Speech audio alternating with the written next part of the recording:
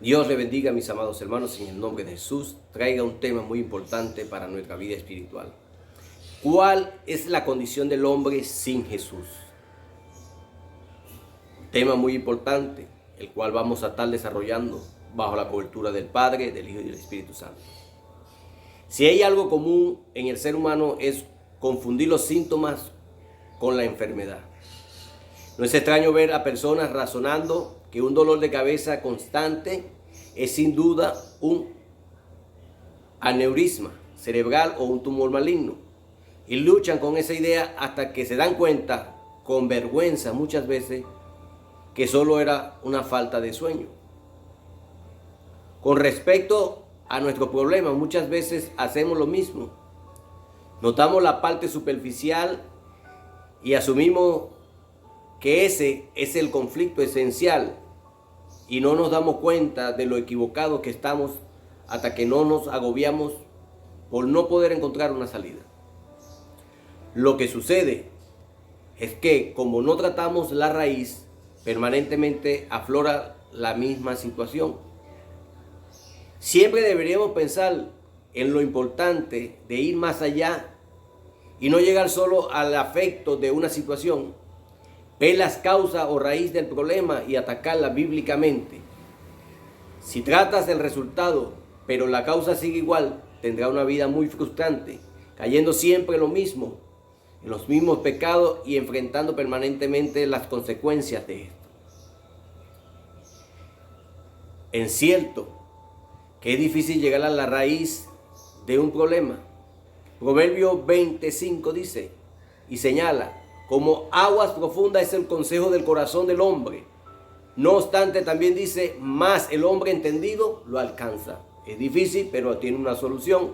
El hombre con entendimiento.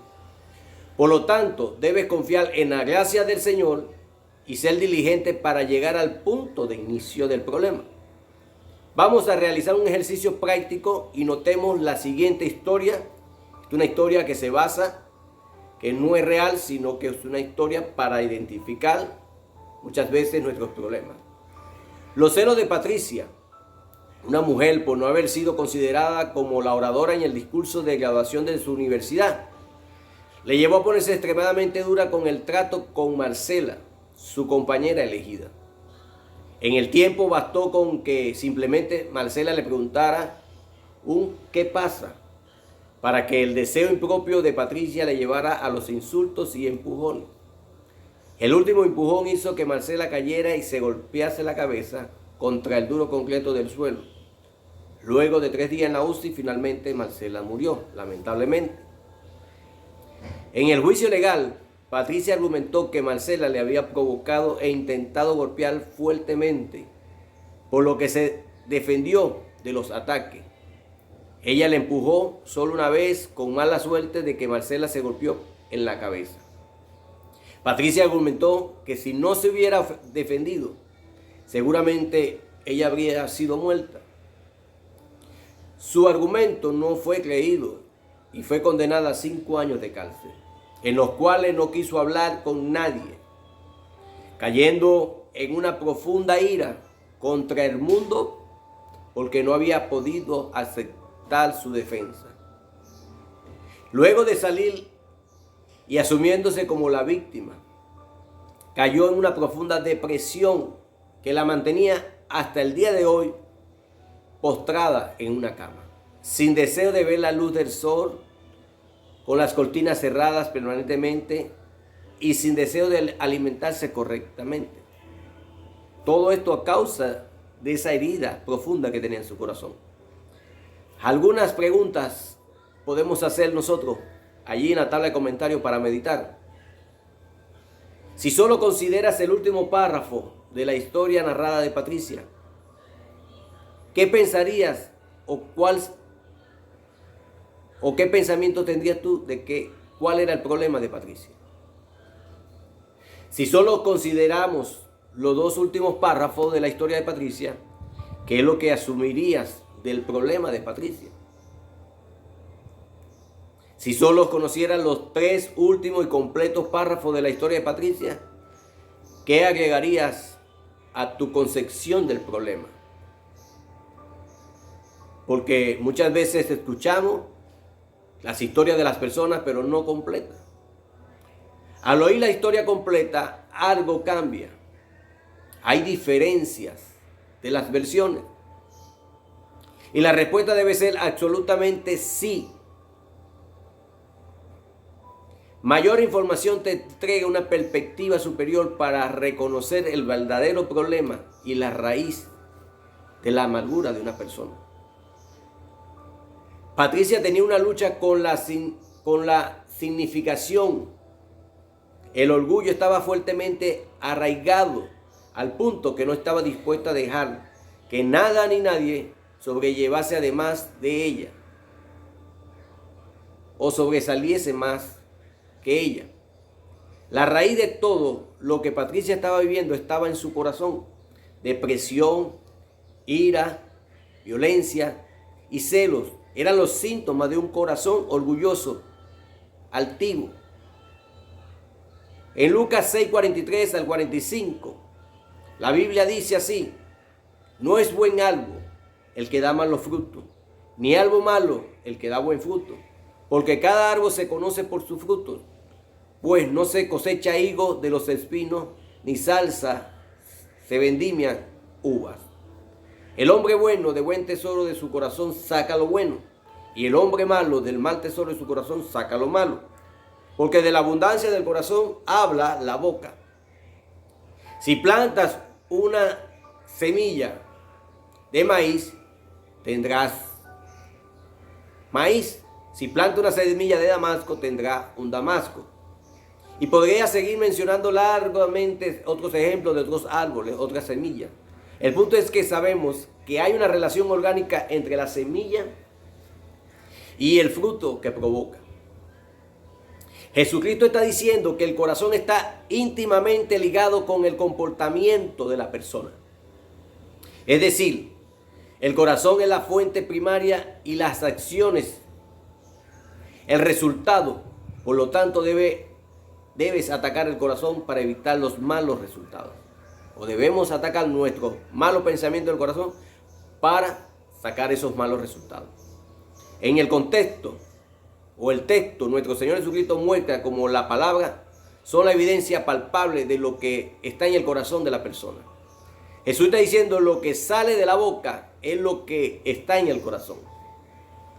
Cuando dice malas palabras, no es que te salieron, es que están en tu corazón y decidiste sacarla. No es que puedes culpar a otro diciéndole me obligas a gritarte. Nadie te obliga. Tu corazón en un destemplado gritón no es alguien que te forzó a decir una palabra. Tú decidiste tenerla en tu corazón. Y finalmente todo eso te dice quién eres realmente.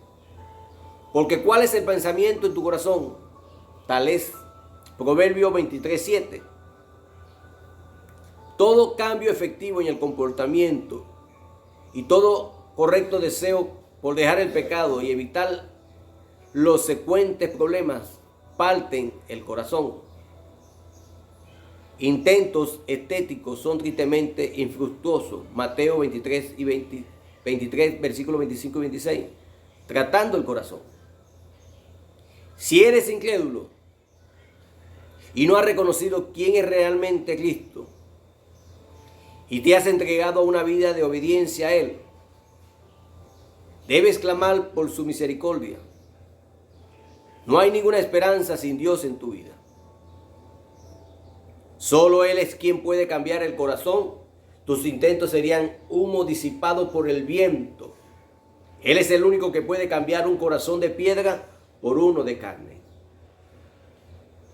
En su gracia, Dios puede crear un corazón nuevo dentro de nosotros. En el Salmo 51:10, Él promete vivificar el corazón de los quebrantados. En Isaías 57:15 también lo afirma. Si eres creyente, en primer lugar debes reconocer que el corazón,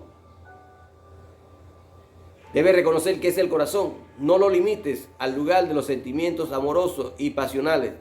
Eso es un engaño satánico, animado por nuestra cultura occidental. Limitar el corazón a los sentimientos es subestimar su función y descuidar su responsabilidad.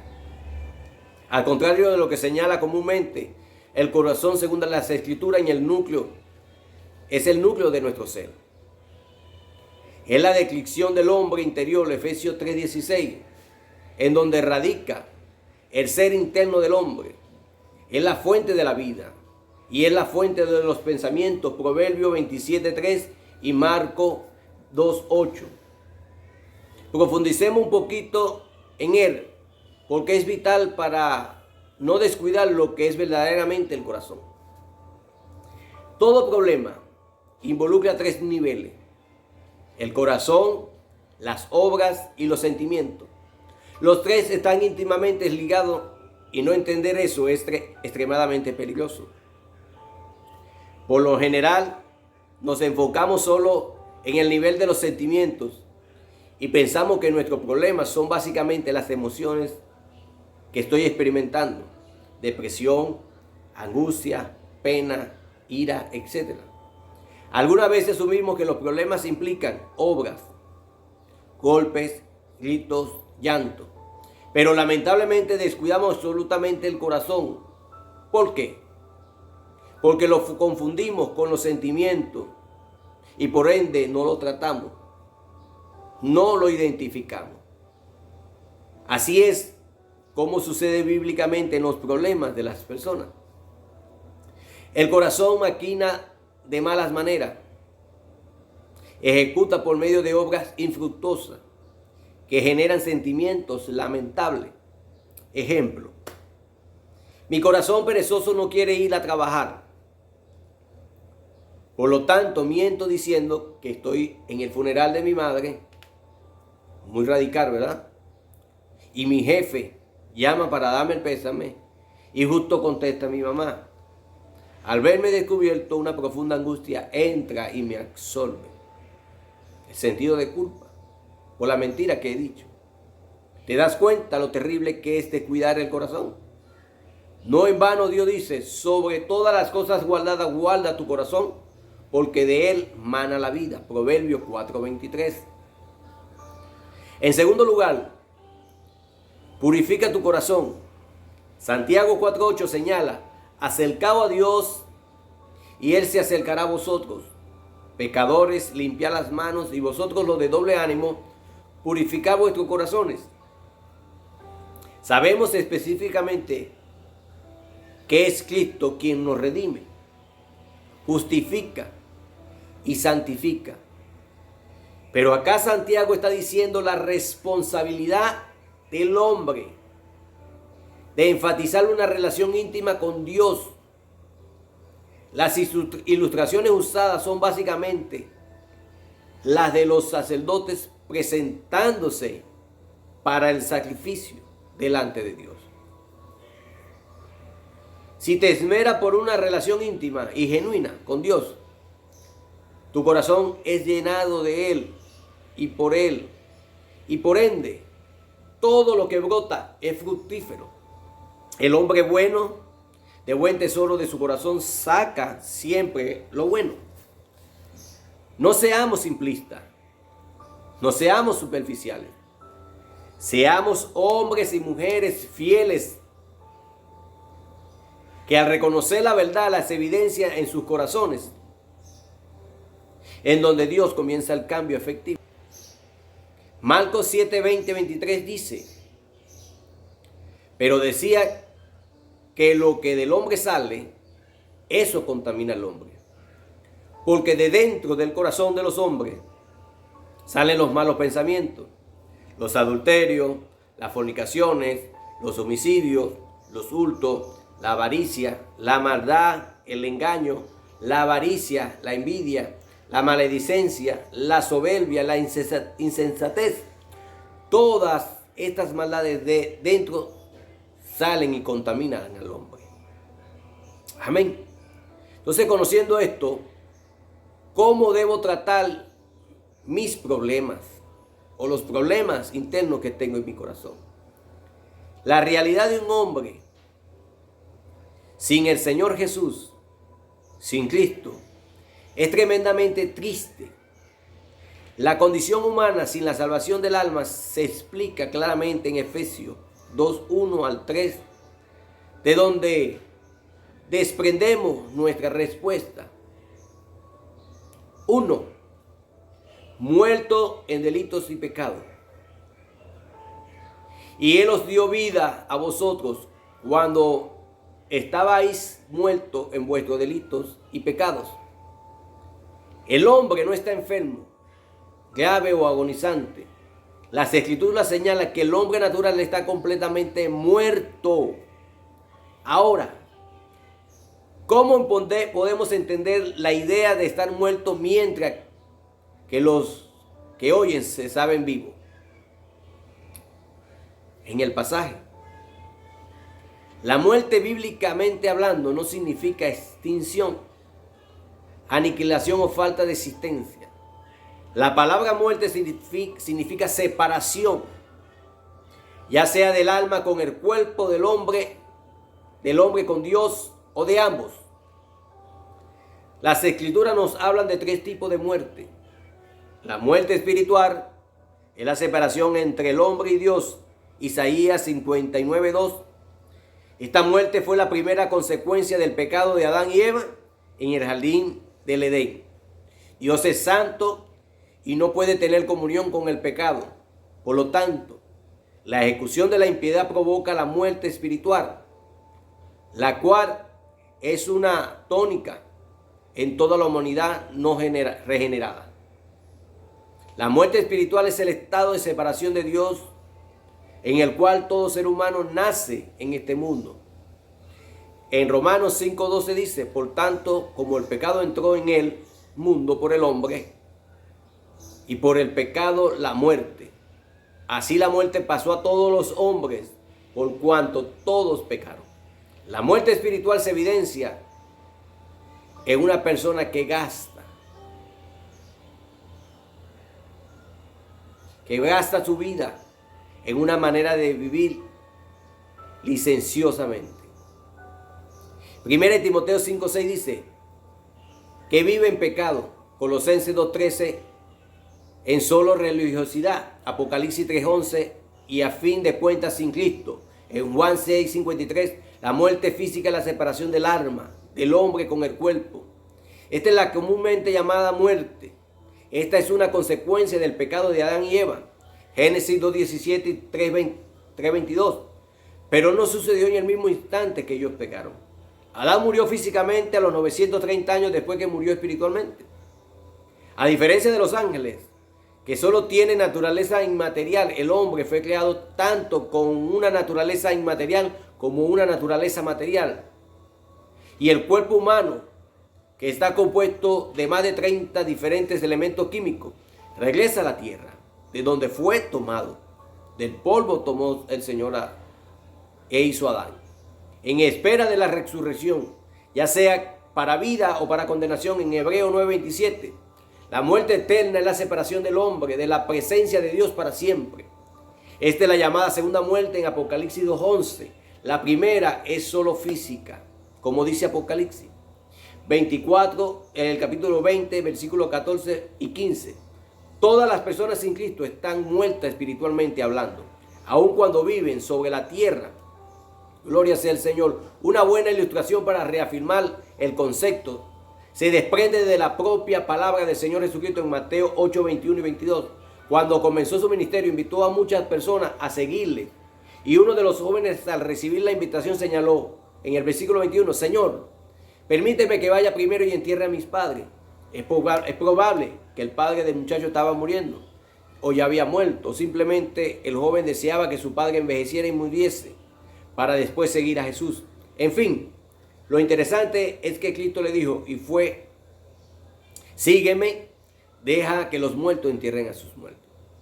Es ilógico, bajo nuestra definición, que un muerto pueda enterrar a otro muerto.